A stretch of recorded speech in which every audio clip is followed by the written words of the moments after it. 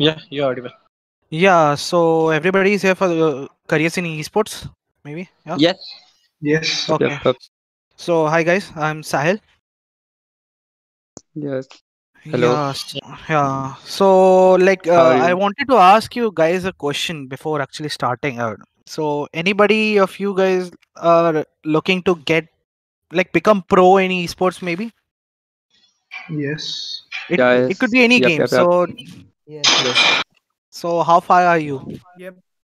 Uh, 200 ping. newbie. Newbie. Newbie. 200. Okay. Okay. Silver player. I don't know, man, about which game you're talking about. Silver player in which game? Valorant, Valorant. Okay, okay, Valorant. Yeah. Okay, you यहाँ have a पे long way to go, man. I'm a GN2 in CS. Okay, cool, cool, cool. And anybody else? no. Okay, cool. So let me just share my screen, okay? So that we can talk more. Yes, yes. 200 wager earnings. Okay, cool. That's good. Hey, actually, I am also from the Fortnite scene. Actually, I left it about a year ago, but yeah. So, yeah, so we'll be talking about careers in esports and also the how to become an esports player and how to approach the organization for the sponsorship, because these three are the crucial things everyone asks. And I have seen like many people in my DMs just hitting me that they want sponsorship, they have this earnings or like this much achievement, and they are not a good application actually. That's the problem. So if You you guys are from Kira. yeah, Uh, what you do in Kira? so I am the owner of Kira. Do I know you? No. All right. But I know So someone from Kira. okay, who? Abhishek Malik, I guess. Okay, Avem. Yeah, he's R6 one of our, player. yeah, he's one of our Ha. players in Rainbow Six. Yeah. So Uh, a little background about me before we start. So I started my journey in esport as a Fortnite player. I competed in Fortnite World Cup in week 2 duos and attained 174th rank in European region at like 200 plus ping. So you know कितना hard होता है 200 plus ping पे खेलना, and somehow we mhm. managed to do that. That time हमारे यानी कि south east Asia में यूनिटिक scrims करके एक चलता था, and like some we actually manage to work well there. Then about like year or so, then Middle East servers came in, and like whole Fortnite scene started dying in India. So we thought that it's not good to actually just start in org here in the scene, because चला तो देंगे, will start paying the players, but like there was not a future potential in this, because brands जो attach हो रहे थे उसके साथ, तो दिक्कत क्यों आती, तो इसलिए हमने सोचा कि हम गेम स्विच करेंगे.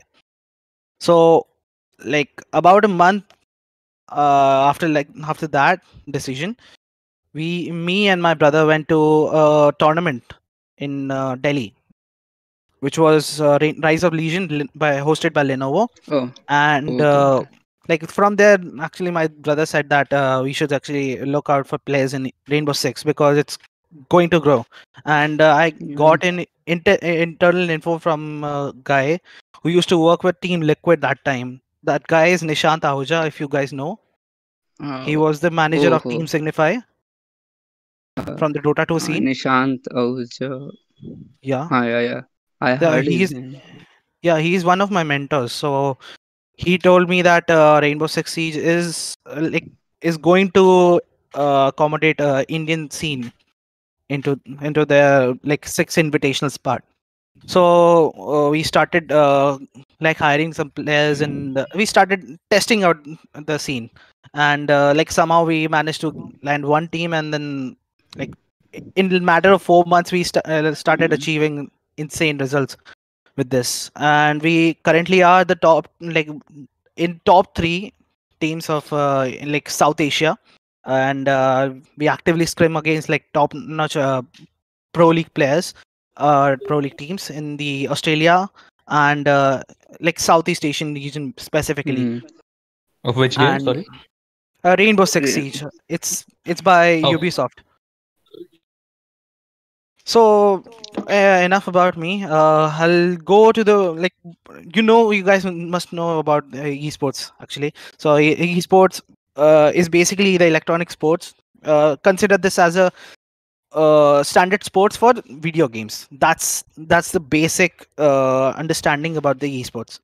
And like, why do you need to actually understand about the esports? It's because that it's one of the fastest growing industry in the world, like in terms of sports if we talk about. And like current valuation is like 1.2 billion USD. Apart from this, like India specifically is one of the fastest growing esports market in the world right now, followed by Africa, and then Brazil. Yeah, third one is Brazil. So that's why you should actually focus on esports, because it's actively growing, and you have seen the immense potential of this in, like, via PUBG Mobile. Although it's banned, but if you see Free Fire or Valorant, statistically, it's actually surreal. Also, like, it's a skewed info, but like, about as per the Newzoo report of 2019, Asia Pacific amounts to 57% of esports market. So you guys are in a great region to grow, and that's the reason why you see many foreign organizations just jumping right into the Indian scene and to the Southeast Asian scene, because their market is lot saturated, their audience is very low, her demand is very high, and like the competitors are pretty low. So that's why they feel like it's cheaper and efficient for them to make revenue out of it. I'll talk about the business part in the, like, next coming session, but we'll focus on this specifically. So market potential. As per the market potential is concerned, just hold on. Just hold on. 2 seconds.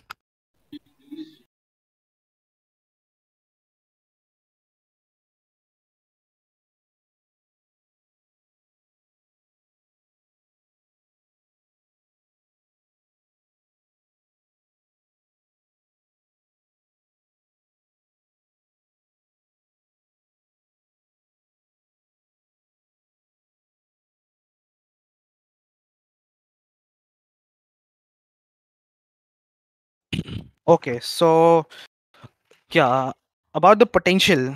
If we talk about the potential, is that 36% of the gamer audience actually belongs to 21 to 35 age of group, and like approximately, if you talk about active players in India, is more than 300 million right now, and that was the data for the 2019 report of the Newzoo. Why I am taking Newzoo as a base report for every esports statistic is that it's one of the accredited statistics company.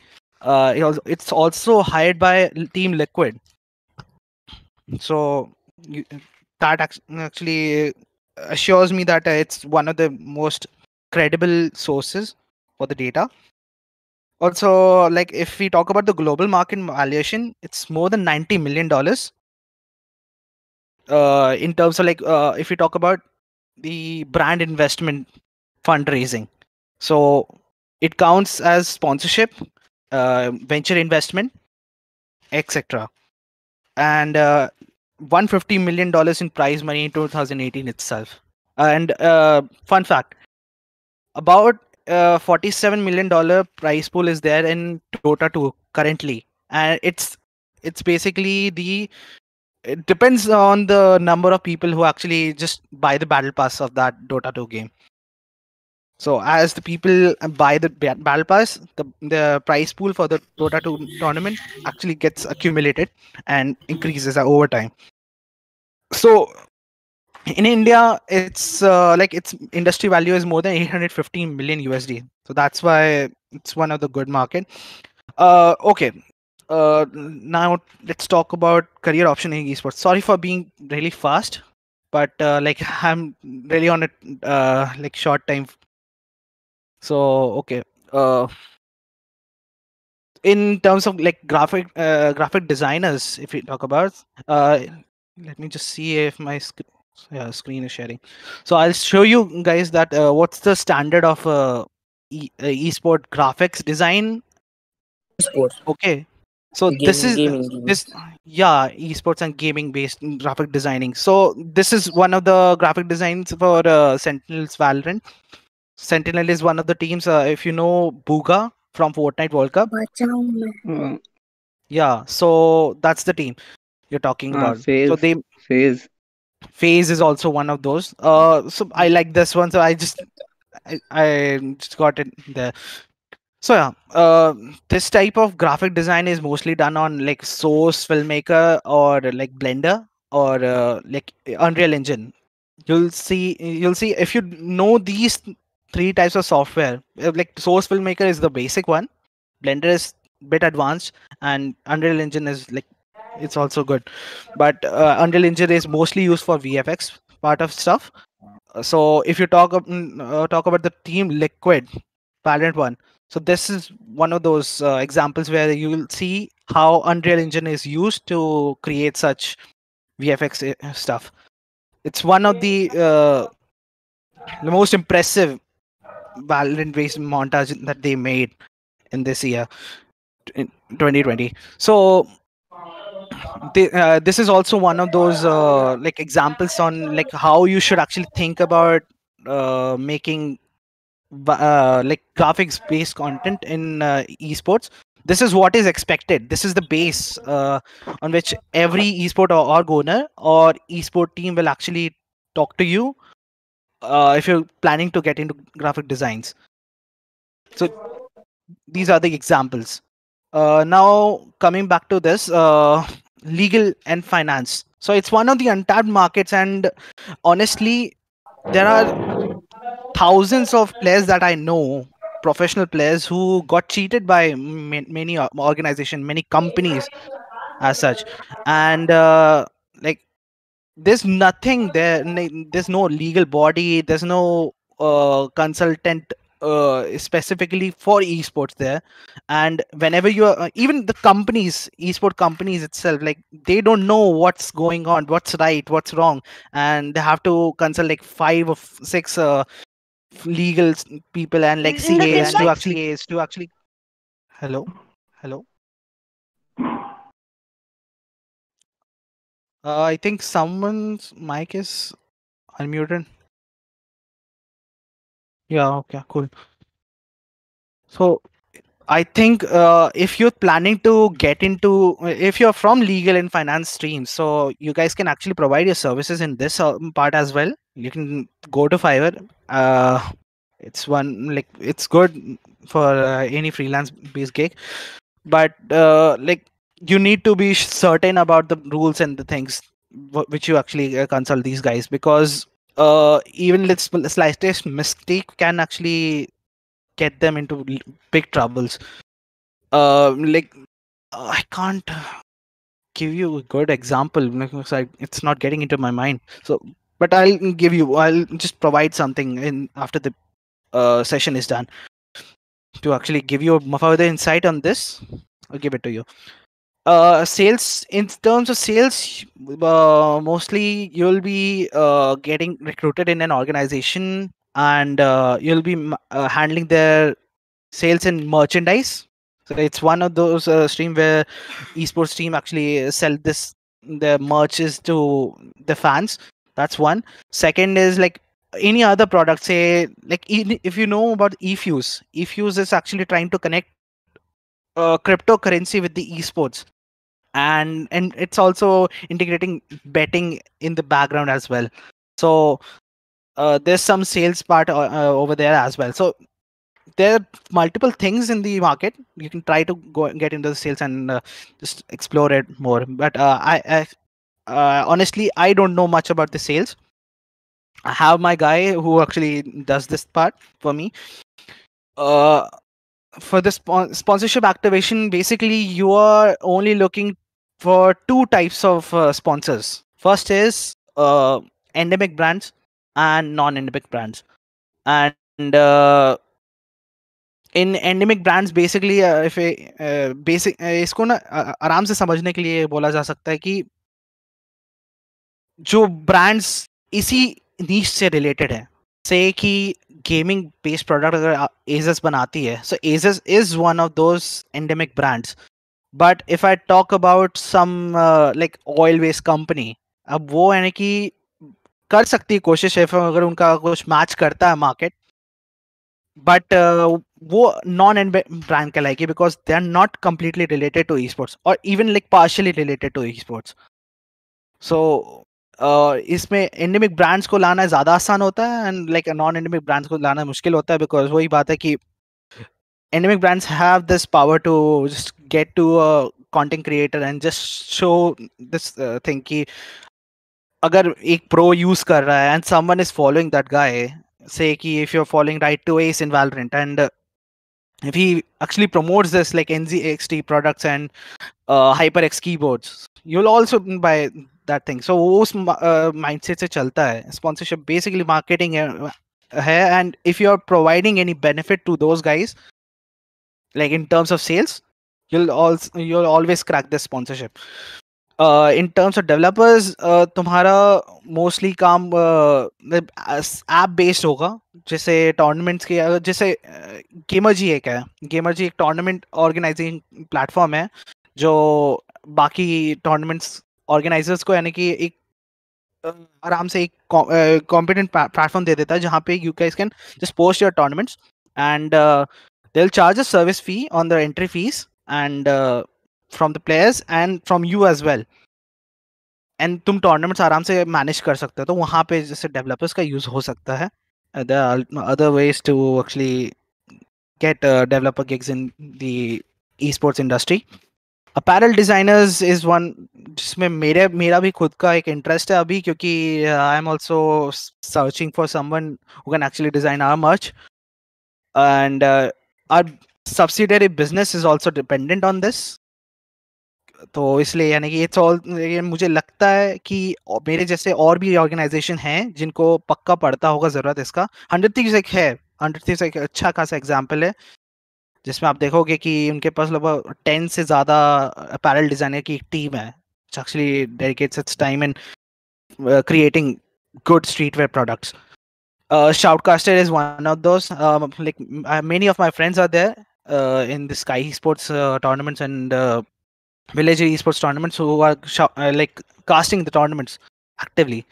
So if you're someone जिसका like language flow is good, like इसमें language barrier कुछ नहीं होता.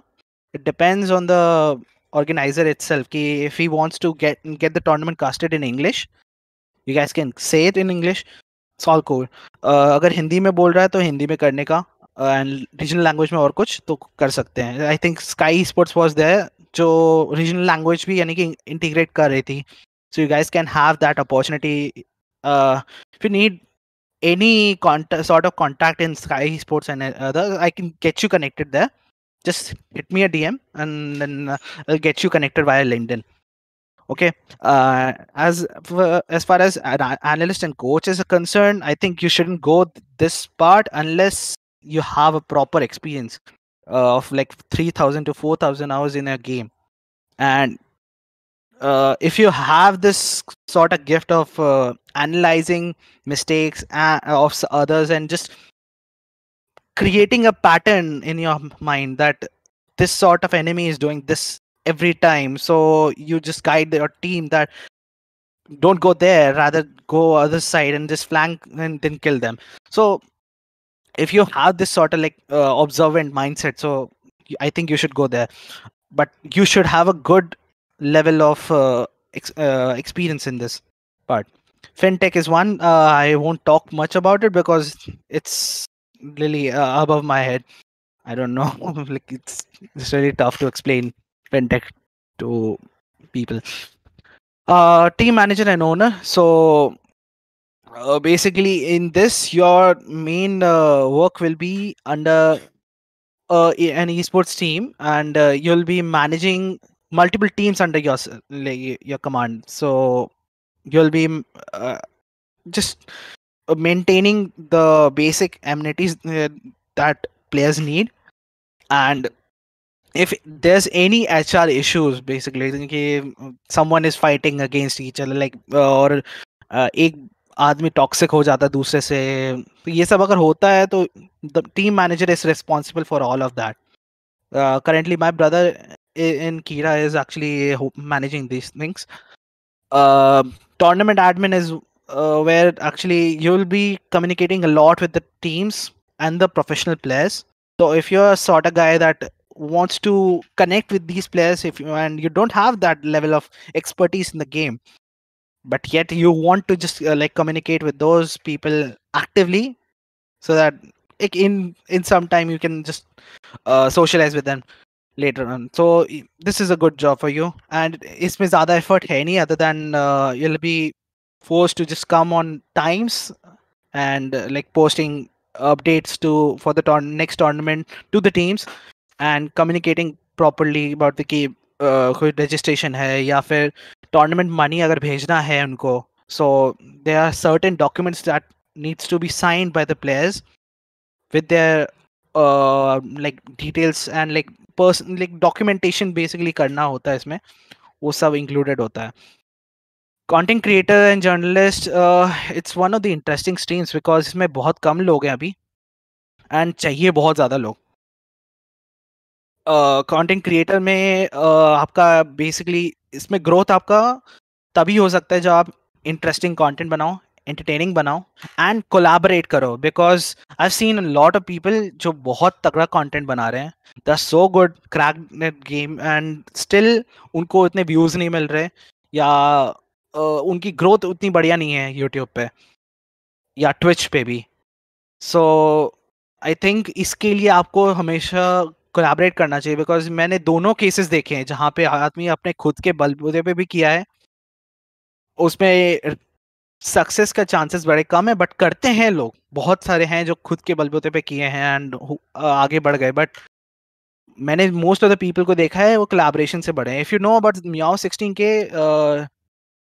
she started in Fortnite. So Fortnite में आई थी and she played with like one of her players in like one tap. So वहाँ से यानी कि she grew her audience, वहाँ से raid हुई and then थोड़ा थोड़ा community बढ़ाया and then she started collaborating with big YouTubers in the scene. I think Gamer Fleet was also the one जो उसने बहुत support किया था. और हाँ ऐसे ही यानी कि इवन मेरे ही org में भी एक एग्जांपल है. This guy called Abhinav, he grew from like 200 subs to about like 5k now in matter of like 6 months. So उसका भी यानी कि collaboration के थ्रू हुआ. He knows content creators like Ria Gogoi, Fing, Captain India. So इन सबको हाँ इन सबको जानने के बाद ही यानी कि उसने उनके साथ कोलैबोरेटिव कंटेंट बनाया. बेसिकली कुछ नहीं किया, टैलेंट खेला, he just cracked a few jokes and it was all fun cozy. यही कंटेंट बनता है एंड देन पीपल वो जस्ट वॉच इट. वो लोग भी तुम्हारा कंटेंट प्रमोट करते हैं, तुम भी अपने साइड से करते हो on every social channels and that's how you grow. And in journalism में तुम्हें बेसिकली कम्युनिटी से कनेक्टेड रहना पड़ेगा. कम्युनिटी की हर कम्युनिटी में बेसिकली तुम्हें रहना पड़ेगा, या फिर तुम एक काम कर सकते हो कि तुम एक नीश से रहो सेट. तो ये तुम्हें लिबर्टी इसमें मिलेगी, जैसे अगर तुम स्पोर्ट्स कीड़ा ज्वाइन कर लेते हो या फिर वन स्पोर्ट्स ज्वाइन करते हो या AFK गेमिंग ज्वाइन करते हो, then you guys will have this liberty of just choosing one and growing there from there. से कि अगर तुम फोर्टनाइट कम्युनिटी से बहुत डीपली जुड़े हुए हो, करो फिर, और उसमें यानी कि रिलेटेड हर न्यूज़ को पकड़ो एंड न्यूज़ को उनके आर्टिकल्स बनाओ, पोस्ट करो. You can start as an intern in one of these companies and just take a like good job, like hyping job from there. हो सकता है. Marketing PR executive, I think you guys know well. I think you guys are mature enough कि ये सब इतना बताना नहीं पड़ेगा इस चीज़ में. Talent agent is basically someone जो यानी कि टैलेंट ढूंढ करके यानी कि ई स्पोर्ट टीम्स को देगा और कंपनीज को बताएगा या नए नए स्पॉन्सर्स को बताएगा कि ये एक तगड़ा बंदा है, इसको आपको स्पॉन्सर करना चाहिए. This guy can actually bring you a good revenue because he has a good influence in the community. Right now, अगर मेरे पास एक लाइव एग्जांपल हो तो 8-bit is one of those talent agency who's working really well in this part actually. They created Soul, they made it as a brand, and now they're also managing multiple PUBG mobile players and other like content creators in under their command. So वो आराम से उनका हो रहा है.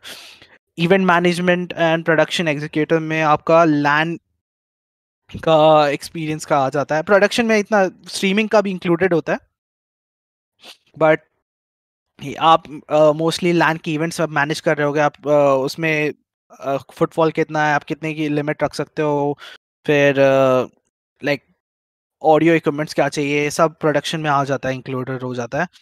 And streaming की quality कैसे improve करनी है, क्योंकि आप नॉर्मल स्ट्रीम कर सकते हो, बट आपने देखा होगा स्काई स्पोर्ट्स का अगर आप देखोगे एज अ वैलोरेंट का, या फिर the e sports club is also one of the prime examples जिसमें आप देख सकते हो कि कैसे प्रोफेशनली एक प्रोडक्शन की जाती है किसी भी टूर्नामेंट स्ट्रीम की. तो एक ये सब है. पार्टनरशिप में आप बेसिकली आप नए नए एक्टिवेशंस क्रिएट कर रहे होगे for a e sports company, और कोई भी यानी कि ई स्पोर्ट्स टीम या कंपनी, किसी के लिए भी आप पार्टनरशिप इनोवेटिव क्रिएट कर रहे होगे जिसमें दोनों का म्यूचुअल बेनिफिट हो रहा होगा. लाइक आपको फ्री प्रोडक्ट्स मिल रहे होंगे उनके, and you will be promoting their products for their sales. Say कि अभी इसमें सीक्रेट लैब एक अच्छा खासा एग्जांपल है जिसके साथ ना वन हिट थीव्स ने पार्टनरशिप किया है. एंड यानी कि वो जो भी कंटेंट क्रिएटर साइन करते हैं उनको हर एक कंटेंट क्रिएटर के लिए फ्री चेयर्स मिलती हैं, gaming chairs, which is really expensive. And उसमें यानी कि उसके रिटर्न में उनको बस प्रमोशन मिल रहा है और कुछ नहीं.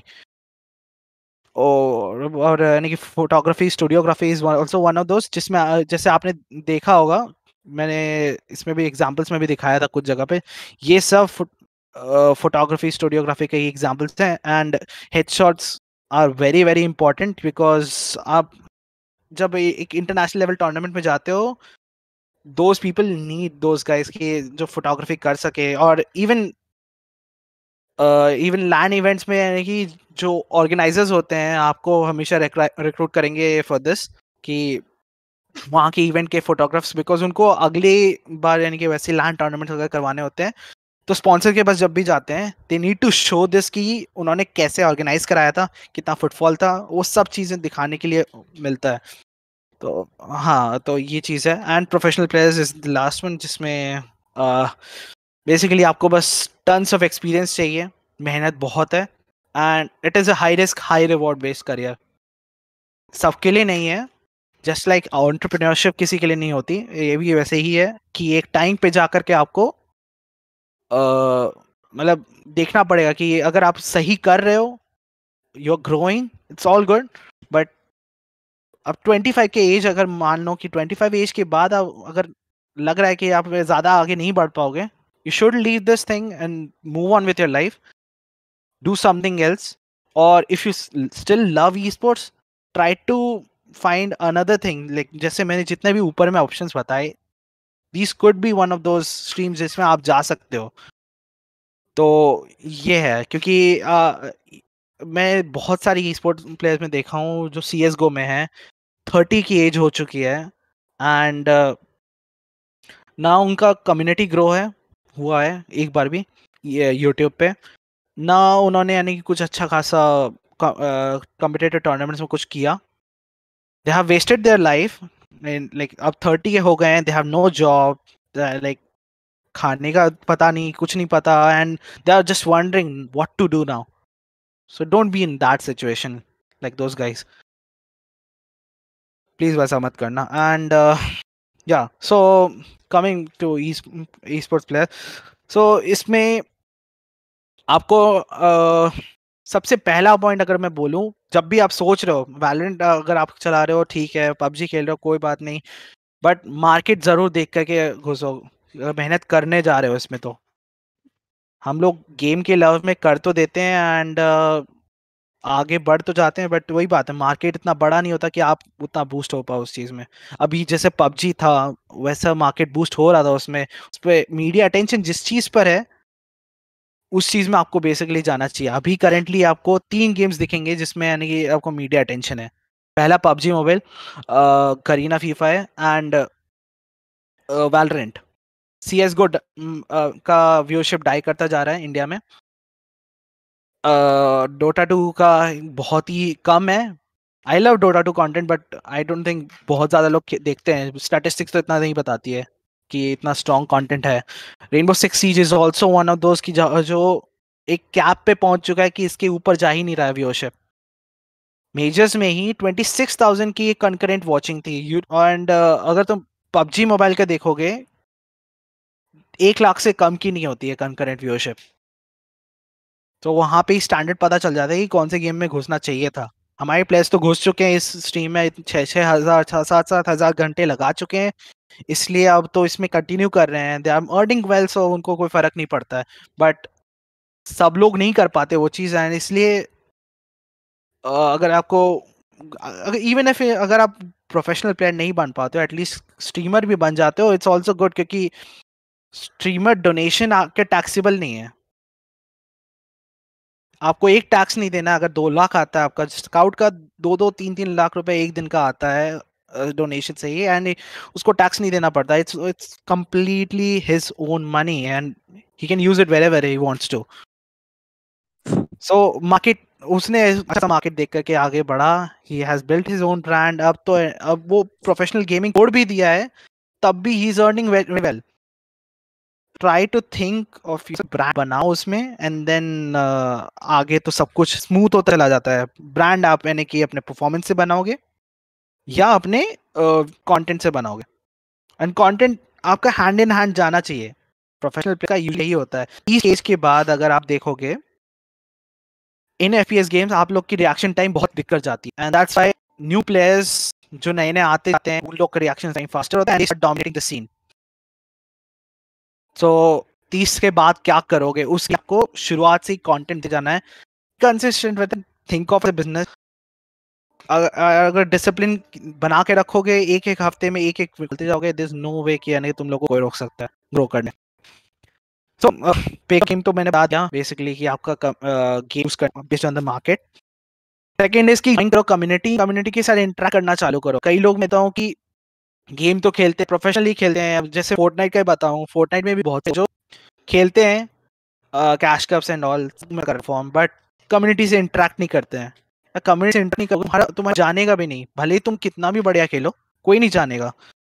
एंड वो इन्फ्लुएंस नहीं आएगा तब तक तुम स्पॉन्सर्स को अप्रोच नहीं कर सकते। तो फैन सपोर्ट तुम भूल ही जाओ, क्योंकि इवन अगर कल को स्ट्रीम आ रही है उनको भी चाहिए बेसिकली तुमसे, या तो तुम क्लाउड दो या तो तुम परफॉर्मेंस के थ्रू यानी कि रेवेन्यू उनको जनरेट करके दो।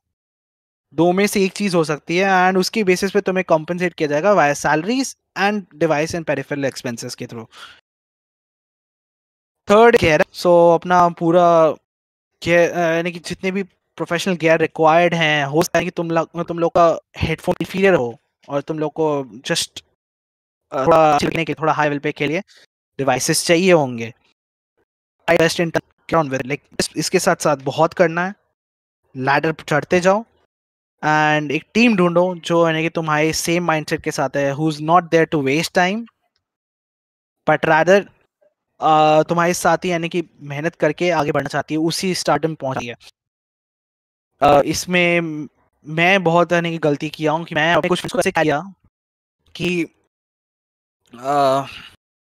इट वाज लाइक कि मैं अपने आप को ही रोक लिया अपने प्रोफेशनल ई स्पोर्ट्स करियर में एज अ प्लेयर कि मैं आगे जा सकता था if I find someone like me, but वो हो नहीं पाया। एंड मैं अपने फ्रेंड को करके रखा रहा, although so and motivated in the game, so that's one reason why I actually left 14 तो ये बात है, तो side want to make career, this is serious ना पड़ेगा, तो वही बंदे टाइम वेस्ट है। Scout is one of those most arrogant people, जो यानी कि बोलता था यही चीज की अगर तुम्हें नहीं हो, तुमसे नहीं हो रहा है तो टाइम और टीम का टाइम जस्ट गेट आउट। वो एटीट्यूड रखने का है, हर्ट का है बट इट्स फॉर गुड। सो या फिर इसके साथ साथ अपना यानी कि हेल्थ मेंटेन करो, बिकॉज मेंटल माइंडसेट एक बहुत इंपॉर्टेंट थिंग है।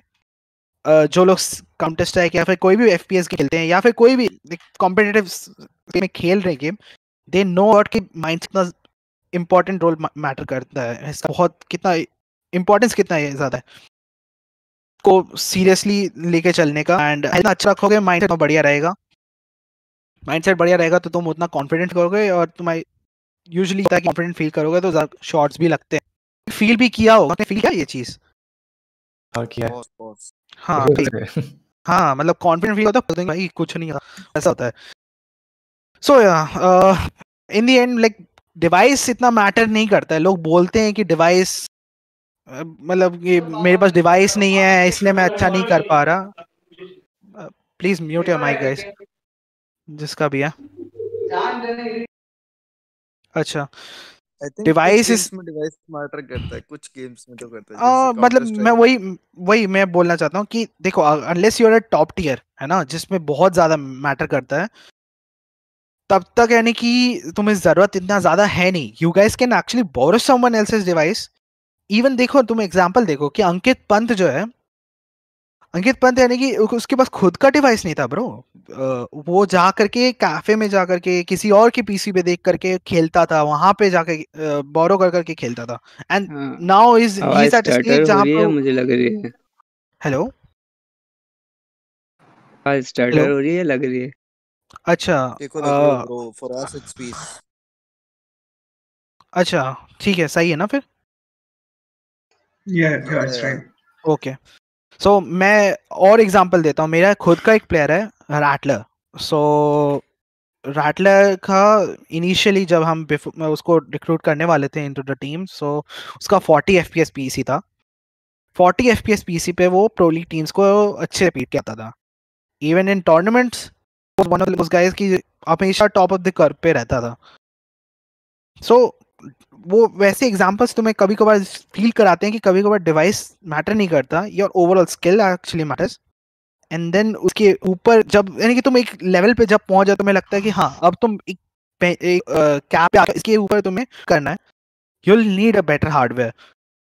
तुम जा सकते हो, कहीं पे भी जा सकते हो। इवन मैं मोटिवेट हूं, बिकॉज 40 एफपीएस में जब बजा रहा है तो उसका हर्ट्स मॉनिटर दे दूं मैं कल को, या मैं बेटर सब कुछ उसका इम्प्रूव करके दे दूं, सोचो क्या करेगा। And I gave it to him, he is performing really well, doing good. So इस तरह से मैं अगर बोलूं तो डिवाइस जो बच्चे बोलते हैं सर मेरा डिवाइस दे दो फिर मैं दिखाता हूँ कि पबजी में कैसा प्लेयर हूँ, भाई तो कुछ नहीं दिखा पाओगे। तुमने अभी तक दिखाया अनऑफिशियल स्क्रीन खेल के, तुम भी अगर खेल के दिखे है ना, एंड तुम शो करते कि तुम टॉप ऑफ द लाइन, तब जाकर थोड़ा सोच सकता था कि हाँ चल शॉट ले, क्या पता कर जाए।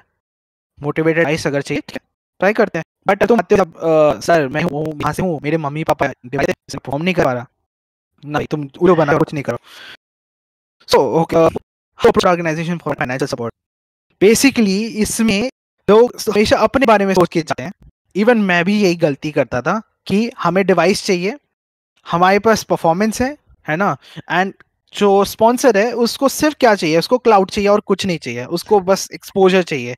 छोटी मोटी तुम्हारी 10,000 की एक्सपोजर चाहिए, 10,000 पीपल की कम्युनिटी की, उसमें चल जाएगा। He will start giving you like 50,000 rupees a month. Doesn't happen like that, कुछ नहीं होता, सब झूठ बोलते हैं। अगर ऐसा बोलते कि होता है तो एक्चुअली होता क्या है कि तुम्हें अपना समथिंग ऐसा कुछ बना के जाना पड़ेगा प्रपोजल, कि तुम कितना टूर्नामेंट से रेवेन्यू जनरेट करते हो आफ्टर टैक्सेस से, कि मैंने यहाँ पे 80,000 पर मंथ का मैंने लिया है example, so that means 9.6 lakh का रेवेन्यू। तुम डिवाइस एंड पेरिफेरल का कॉस्ट मान लो 20,000 rupees per month on EMI देते हो, 2.5 लाख के आसपास वो हो गया। ट्रैवल एंड लॉजिंग एक्सपेंसेस अभी तुम्हारे जीरो लग रहे हैं, क्योंकि कोविड चल रहा है, कुछ है नहीं, मतलब टूर्नामेंट्स लैंड, कहाँ जा रहे हो तुम? सैलरीज तुम 5,000 रुपए भी लेते हो, 3.6 लाख रुपीज फॉर 6 प्लेयर्स तो लगता है, एक सब्स्टिट्यूट भी होगा तुम्हारे, इसलिए तो तुम्हें दिखाना पड़ेगा कि उसको प्रॉफिट कितना होने वाला है और कितना प्रॉफिट परसेंटेज उसका इंक्रीज होगा।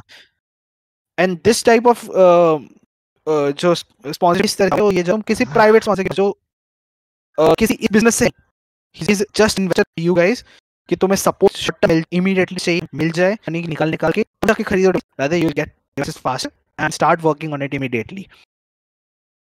तो ये तो हुआ अगर तुम प्राइवेट स्पॉन्सर के पास जा रहे हो। व्हाट इफ कि कंपनी स्पॉन्सर के पास जा रहे हो तुम कल को, कंपनी स्पॉन्सर्स को चाहिए 1 लाख मिनिमम का फुटफॉल, एंड तो तुम्हें अगर अब तक ये नहीं हुआ, हमारे पास 1 लाख की फॉलोइंग नहीं है, आइदर ऑन इंस्टाग्राम और यूट्यूब, एनी प्लेटफॉर्म, और सबको इंक्लूड कर लो, तब भी यानी कि 1 लाख नहीं बन रहा, I think you shouldn't go there, because जो मिलती है लोगों को 3-4 हजार फॉलोअर्स पर इज हाइब्रिड स्पॉन्सरशिप, सो तुम्हें रेयरली डिवाइस मिल जाएगा in a year, and maybe वो भी होगा कि टेम्पररी बेसिस पे मिलेगा, सो you guys won't be enjoying the full support from the company.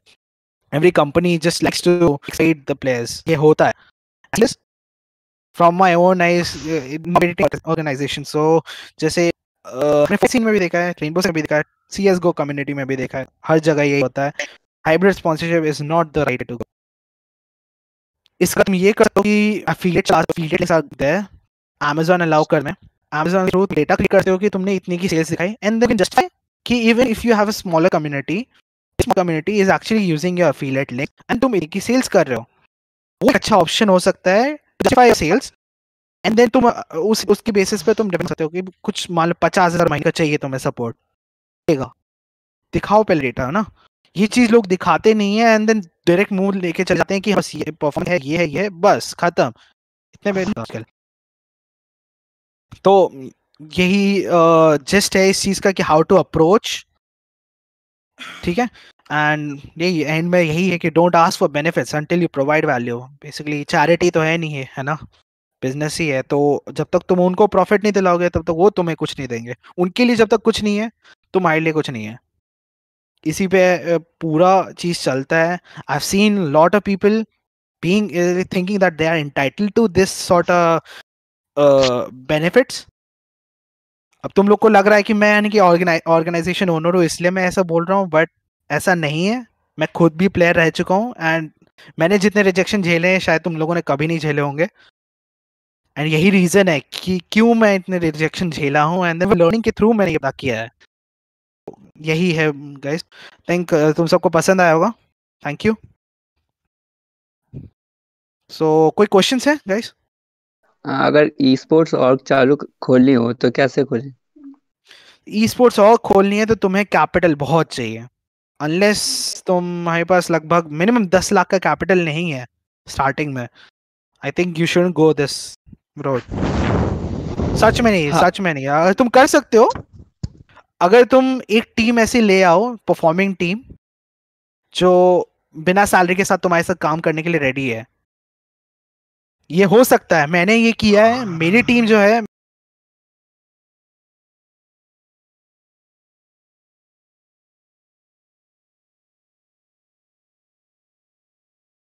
दे रहे थे जब भी लैन आता था, तो इस तरह से हमने यानी कि अपनी रिलेशनशिप बढ़ाई, एंड देन उसके बाद जब हम केपेबल हुए तब हमने उनको सैलरीज भी पे करना चालू किया।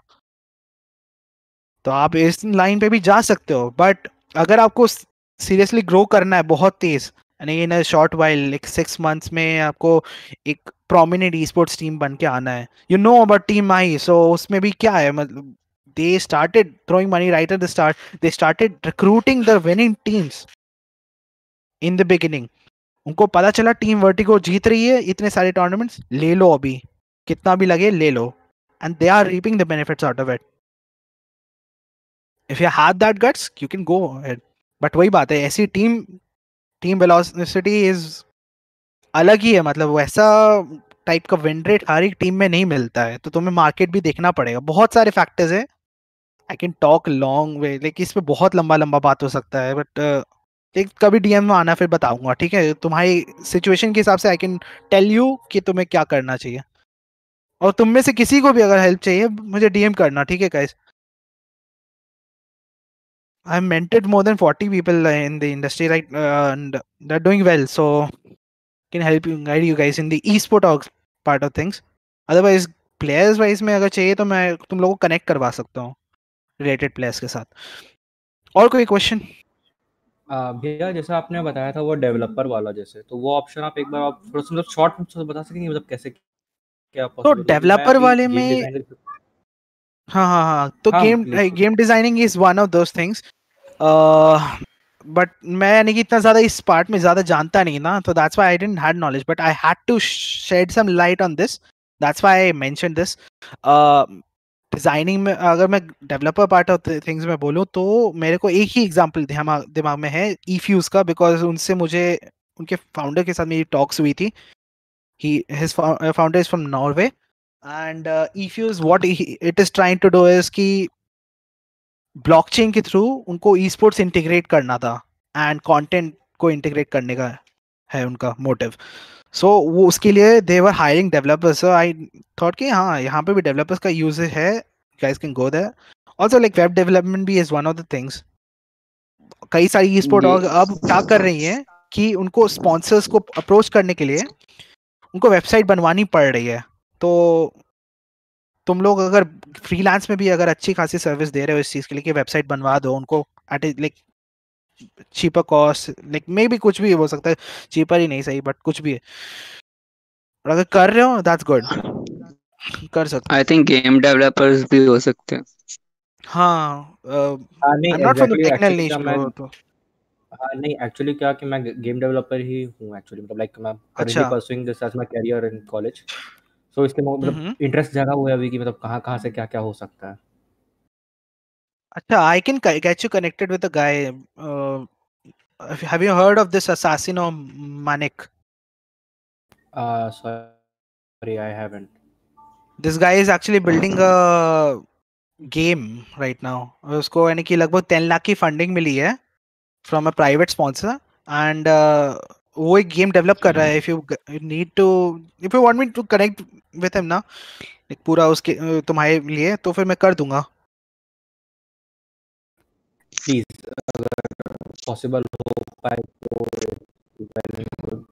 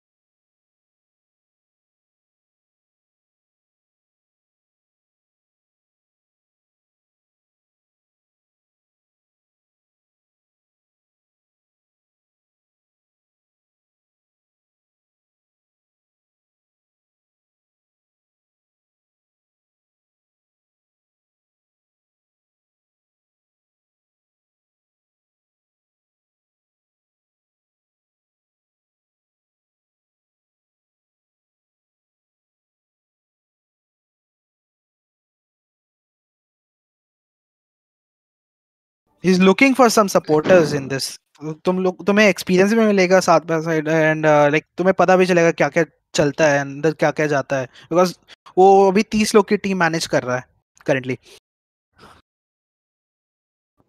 बट एक्चुअली अभी इस वक्त मैं उन्हें सपोर्ट नहीं कर पाऊंगा, क्योंकि अभी जस्ट मतलब लाइक अभी दिसंबर में ही बट मैं वही बोल रहा था, अगर तुम्हें एक्सपीरियंस चाहिए मैं वहाँ कनेक्ट करवा सकता हूँ। प्लीज अगर पॉसिबल हो पाए तो बहुत अच्छी बात है।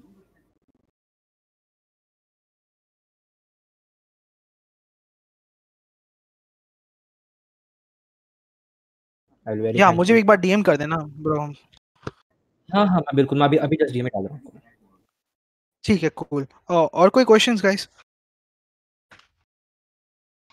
मुझे ना एज के बारे में पूछना है कि हम किस एज तक मतलब प्रोफेशनली प्ले कर सकते हैं। मैं अभी 30 to 17 का 32। हूँ। हाँ, सो 30 to 32 की एज जो होती है, इसके बाद यूजुअली रिटायर करके जो प्लेयर्स होते हैं वो कोचिंग एनालिस्ट में चले जाते हैं, या कोई और Okay. कॉर्पोरेट जॉब पकड़ते हैं इन ई स्पोर्ट्स मार्केट, क्योंकि उनका ऑलरेडी Like, ब्रांड होता है, उनके नेटवर्क होते हैं, यहाँ जॉब पकड़ना ज्यादा आसान होता है उनके लिए। okay, मैंने फोर्टनाइट का बेस्ट प्लेयर है ना बुगा, ही इज जस्ट 17, तो उसे देख के लगता है कि मतलब मेरी एज बहुत मतलब I am late for this. You not late man, you not late. बहुत सारे लोग हैं जो 18 19 की एज पे भी जाते हैं बट स्टिल फोर्ड है। I know one of my guy, if you know Strix ना, from like Valorant, he know. he was one of my friends, like अभी भी है, मतलब ऐसा नहीं है, but he started with Fortnite. He was in One Tap team, so One Tap was one of the like leading clans from India, जहाँ पे सारे के सारे प्रो प्लेयर्स यानी कि साथ में आते थे, and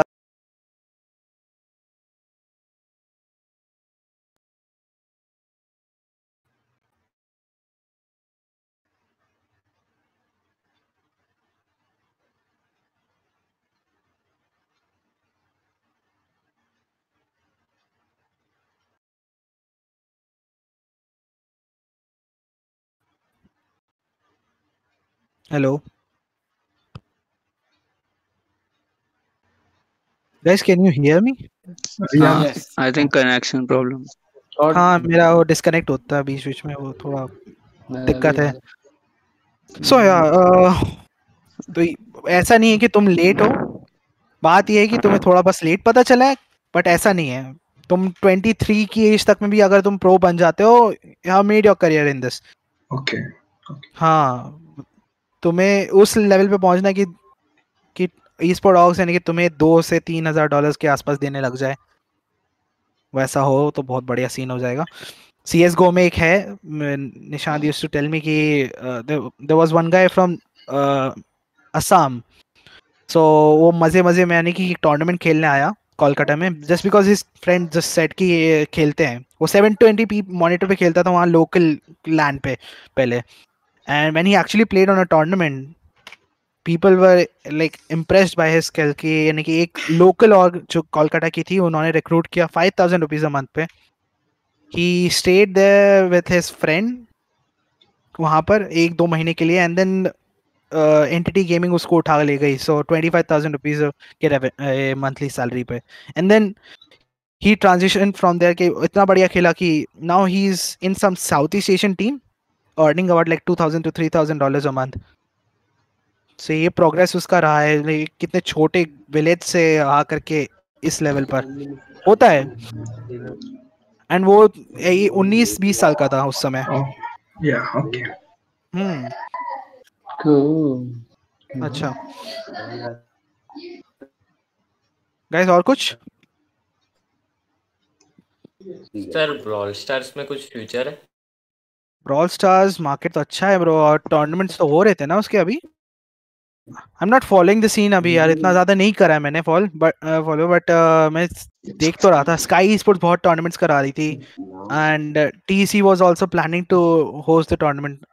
I don't know what happened after that. Brawl star का तुम ही बताओ ना, क्या सीन चल रहा है अभी?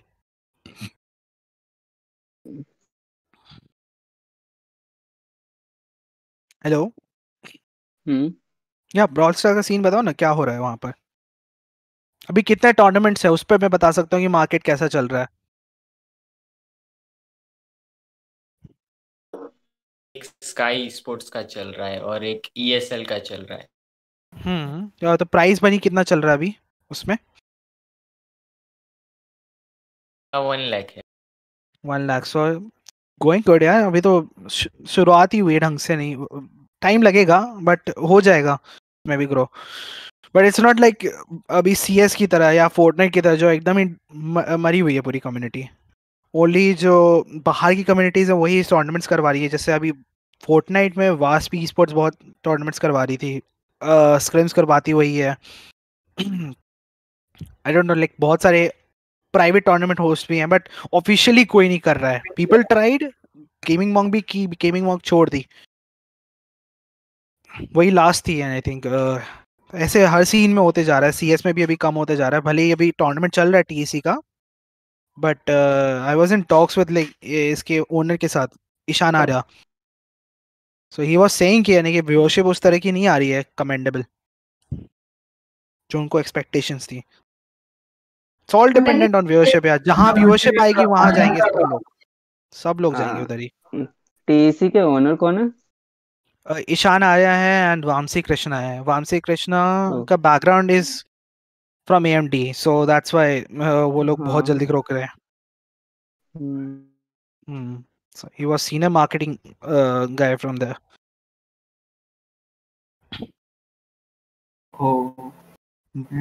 PUBG मोबाइल के बाद नेक्स्ट कौन सी गेम होगी जो बूम करेगी? बूम अभी कर ही क्या? रही है ब्रो। फ्री फायर देखो ना, फ्री फायर का तुम व्यूअरशिप में देखो कितना मैट्रिक्स जा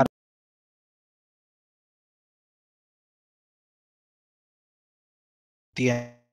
कंटेंट क्रिएटर्स आर लाइक, उनके जितने भी मैंने देखे हैं वो सब हायर हो चुके हैं बिलियन गेमिंग में। एंड मैं देख रहा हूँ 8 से 9 मिलियन की फॉलोइंग है। PS4 में कौन सा गेम्स होगा? कंसोल गेमिंग में यार मार्केट इतना अच्छा है नहीं।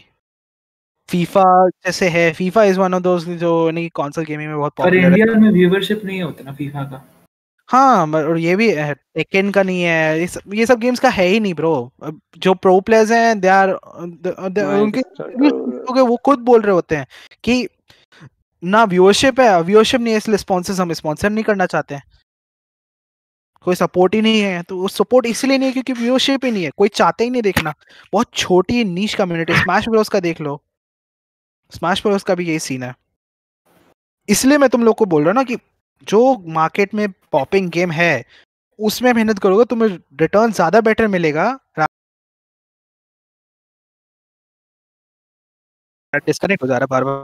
हाँ बार बार डिस्कनेक्ट हो रहा हाँ so, उसी जगह में मैं इसीलिए तो मार्केट पूछा ज्यादा कि बेटर। नेक्स्ट कौन सी गेम होगी। नेक्स्ट गेम यही है ब्रो। अभी वैलोरेंट है, ठीक है, वैलोरेंट, फ्री फायर, ठीक है, ये 2 गेम में अभी सबसे ज्यादा टाइम लगा। नहीं, ये यही तो टाइम अभी गेम निकलेंगे आगे। और रेनबो सिक्स सिege या वैलोरेंट दोनों में से। रेनबो सिक्स बहुत सीज नहीं। स्टटर है, बहुत स्टटर है। अच्छा हाँ सुनाई नहीं दिया। मेरा तो पिंग सही है ब्रो। रेनबो सिक्स रेनबो 6 नहीं होगा। Rainbow 6 won't be a good option. Valorant okay हमेशा। ठीक है ओके। रेनबो 6 अभी PUBG is the biggest game, most probably. या PUBG M is the biggest game. अभी वही बात है ना, अगर ये वापस आता है PUBG M तो पक्का it will be back again. Yeah, within but 2 3 जब तक months. नहीं है तब तक free fire is enjoying it पूरी व्यूअरशिप को, एंड वैलोरेंट कर रहा है। सारे कंटेंट क्रिएटर्स जहां वहीं पर वही जा रही है व्यूअरशिप। तो मतलब आपके हिसाब से मतलब अभी वैलोरेंट और फ्री फायर ग्राइंड करना इज काइंड ऑफ गुड अगर आपको हाँ इट्स फ्रूटफुल, बट वही बात है मार्केट सैचुरेटेड है। Try to differentiate yourself. Or else try playing PUBG Mobile Korean version so that you can get into PUBG when it हाँ comes back. कर सकते हो, बट वही बात है मैं ऐसे गैम्बल्स खेलूंगा नहीं जिसमें यानी तुम्हें डाउट है, क्योंकि गवर्नमेंट पे डिपेंडेंट है ना ये डिसीजन की कि PUBG मोबाइल। अच्छा हो रहा है। सॉरी 26 Most को वो है probably ना it अपना will फौजी be रिलीज है, within 2 to 3 26 months. को फौजी को रिलीज है। Yeah. हाँ मतलब ये तो RTI में पता चला है कि PUBG मोबाइल को के जो लिविक मैप है उसको यानी कि बैन किया गया है, एंड जो PUBG मोबाइल का ग्लोबल वर्जन था उसको बैन किया गया है। So Korean version is still not banned, other versions are not banned. PUBG lite को भी किया था बैन। सो या तो I think there is a little bit 50-50% chance की यानी कि इंडिया में आए, कर सकते हो, बट वही बात है, मैं तो ऐसा गैम्बल नहीं लूंगा। अगर मैं तुम्हारी जगह होता मैं नहीं करता। हाँ, क्योंकि अभी कि कुछ पबजी का पता कोई ही नहीं भरोसा है। क्या कर रही थी वो में? तो वो अभी की भी जाके मम्मी कर रही थी, जब देख लेंगे कार्तिक है, can you just mute your mic? या सर तुम बोल रहे थे? अभी मैं जैसे बोल हेलो। रहा था कि जैसे पबजी कोई सीन अभी फिक्स है नहीं, क्योंकि अभी पबजी का डेट अभी 26 को है ही, 26 जनवरी को। हाँ। एंड गवर्नमेंट भी जो है अभी मतलब देख रही है कि कॉन्करेंट प्लेयर्स कितने हैं पबजी के, बट उसके बाद भी उसने अभी तक 2 बार रिजेक्ट कर चुका है पबजी को अनबैन करने के लिए। इसलिए तो मैं डरा हुआ हूँ कि मतलब मेरे हिसाब मैं से भी किसी को भी रेकमेंड नहीं कर रहा पबजी जाने के लिए, बट लोग कर रहे हैं फिर भी, बोल रहे हैं कि हम ग्राइंड करेंगे। इट्स गुड कि तुम लोग फिर वही जब आएगा वापस आएगा तब तुम अहेड ऑफ द कर्व हो गए, बट किस कॉस्ट पे है? यानी ये तुम्हें पता भी नहीं है कि एक्चुअली गवर्नमेंट अनबैन करेगी कि नहीं, ये कोई नहीं देख रहा। एंड सबके पास लिमिटेड टाइम है ब्रो। तुम लोग बहुत लिमिटेड टाइम पर, तुम एक तो तुम लोग के पेरेंट्स सपोर्ट नहीं करेंगे, पहली बात तो यही खत्म हो जाती है। वो बोलेंगे ये सब छोड़ो, पढ़ाई वढ़ाई करो, जॉब पकड़ो एंड जिंदगी जियो। तो बस यही इस केस मेरे पास एक बहुत प्लस पॉइंट है। हाँ। This is the main problem. नहीं, मेरे पास प्लस पॉइंट इसलिए कि मैं गेम डेवलपर हूँ। मैं चाहूँ तो बोल सकता हूँ कि भैया मैं स्टडी कर रहा हूँ, और एक्चुअल में होता है। ये भी है वैसे। मेरे मेरे पेरेंट्स भी तो नहीं अलाउ करते हैं। मेरे डैड यानी कि मेरे डैड आर्मी से हैं, सो उनको यानी कि चाहिए कि बेटा पढ़ाई वढ़ाई करे और कुछ नहीं, जो गवर्नमेंट जॉब पकड़े, जिंदगी जी के खत्म करे। सो जब भी मैं बोलता हूँ कि स्पोर्ट्स टीम हैंडल कर रहा हूँ, ये काम चल रहा है, वो हो रहा है, मीटिंग है, ये है, ही लाइक क्या कर रहा है ये सब। दे डोंट अंडरस्टैंड दिस कि ये भी अब एक बहुत लेजिटिमेट बिजनेस बन गया है, आगे बढ़ रहा है, going to grow. We are also like close to funding, so अब थोड़ा थोड़ा समझ में आने लग गया उनको कि थोड़ा सपोर्टिव होने लग गया उनको। जब तक समझ में नहीं आता कि मार्केट पोटेंशियल क्या है, तब तक कुछ नहीं हो सकता। Even my players did had this problem कि उनके उनका पेरेंट्स भी बोलते सही है थे। ना। हाँ, बात वही है कि जब तक तुम्हें सैलरी नहीं मिलती ना, मैंने ये देखा है, जब तक तुम्हें सैलरी मिलनी चालू नहीं होती किसी ऑर्गेनाइजेशन से, तब तक तुम्हारे पेरेंट्स सोचेंगे कि ये कोई जॉब नहीं है, ये बस गैम्बल है। आज तुम टूर्नामेंट जीत रहे हो, आज तुम कल को आजकल वेजर्स जीत रहे हो या कुछ भी जीत रहे हो, कल क्या करोगे? कल को गेम डाई कर गया, तुम क्या करने वाले हो? यही इसी बात पे यानी कि पेरेंट्स हमेशा क्वेश्चन पोज करके चुप करा देते हैं। सो हाँ, अगर तुम अच्छा लैक ऑफ खासा कमा रहे नॉलेज भी हो, तो रीजन है। हाँ वही lack of knowledge is the reason. उनको पता ही नहीं कि ई स्पोर्ट मार्केट है एक, तो वो कैसे भेजे जिसके बारे में कुछ पता ही नहीं। इंजीनियर डॉक्टर के बारे में पता रहता है, कहते हैं चलो वही जाना है वही जाना है।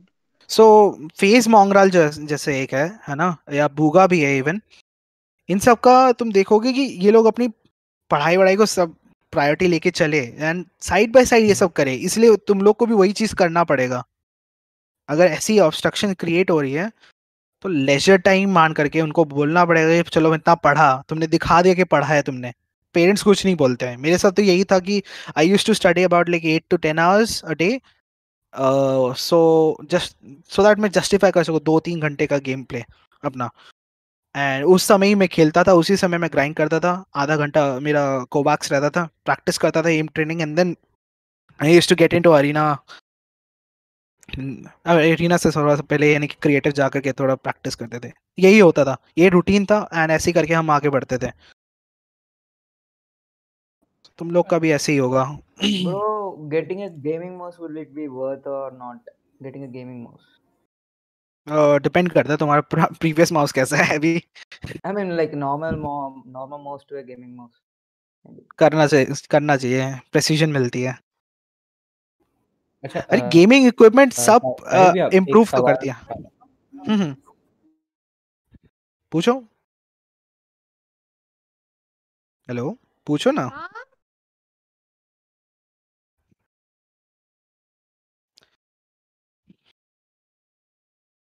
आई थिंक अभी वो नहीं है। चलो, मैं वही बोल रहा था, तुम्हें कोई भी डिवाइस और पेरिफेरल है, इम्प्रूवमेंट अगर करके लाते हो तो एडवांटेज तो मिलता है। बेटर हेडसेट जैसे 5-6 हज़ार रुपए का अगर तुम रेजर के हेडसेट पकड़ोगे तुम्हें मिलेगा वो चीज़ कि तुम एक्यूरेटली ट्रैक कर पा रहे हो किसी की पोजीशन बड़े दूर दूर से, तो वो एडवांटेज है। घटिया हेडफोन पे नहीं हो पाएगा वो चीज़। तुम्हें पास आएगा एनिमी तब जाके तुम्हें पता चलेगा कि आदमी आ चुका है, तुम्हें अगल बगल है, उसमें एक्यूरेटली ट्रैक कर पाते हो। Best mouse in your opinion around 5,000 or something. Best mouse. Around For 5,000 gaming. Yeah. कीरा ने किसी ब्रांड को पिच कर रखा है अभी तक? ब्रांड को पिच किया है हमने, बट अभी स्मॉल ब्रांड्स को ही किया है बिकॉज फॉलोइंग अभी स्टिल हमारी अभी कम है। बिकॉज वही बात है, हमारे पास इन्फ्लुएंसिंग प्लेयर्स नहीं है अभी जो फॉलोअरशिप बढ़ा सके। हम कर रहे हैं, we are working on the model ताकि हम सेल्फ सस्टेनेबल बना सके इस चीज़ को एंड रेवेन्यू ला पाए, सो दैट मैं इन्वेस्टर को भी शो कर सकूँ ना कि अगर मैं उसका मनी यूज़ कर रहा हूँ in this short term, I will be able to return his money completely within like 5 years or so। वो चीज़ मेरा चल रहा है, टीम भी ये चल रही है, तो इट्स ऑल कूल। हम यानी मैं काम हूँ, मुझे कोई डर नहीं है कि फॉलोअर नहीं बढ़े हुए हैं, कुछ नहीं है, कोई दिक्कत नहीं है अभी। या और कोई क्वेश्चन? हाँ भैया, वो एक टेक्स्ट हाँ। में क्वेश्चन था, मैं एक्चुअली अभी डिस्कनेक्ट हो गया था तो वो एक टेक्स्ट में सवाल पूछा उन्होंने, ची हुआ ना करके, वो ब्रॉलहला के बारे में पूछना है कि मतलब उस पे ग्राइंड करना भी ठीक होगा कि नहीं होगा, मतलब उसका यूजर बेस ऐसे बढ़ रहा है तो। ब्रॉलहला ई स्पोर्ट्स बहुत यानी कि इसमें ना अभी इंडिया में तो सीन नहीं है, बट बाहर में मैं देख रहा हूँ बहुत सीन बनते जा रहा है। अगर तुम ऐसे स्टूडेंट हो जो यानी बाहर जाने वाला है पढ़ने वढ़ने के लिए, तो तुम्हें परस्यू करना चाहिए, वो चीज़ कर सकते हो। ब्रॉलहला वरना यहाँ पे इंडियन सीन में बहुत कैजुअली खेले जा रहा है, कम्पिटेटिव खेला जाता है, मैं भी खुद खेलता हूँ, पर उसका ई स्पोर्ट्स अभी तक नहीं देखा, मुझे देखने का है, but it will be so fun to watch.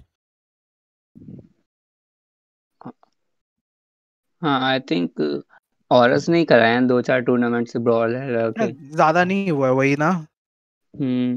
ये सब कम्युनिटी को हिट करने की कोशिश तो करती हैं, ट्राई करती हैं,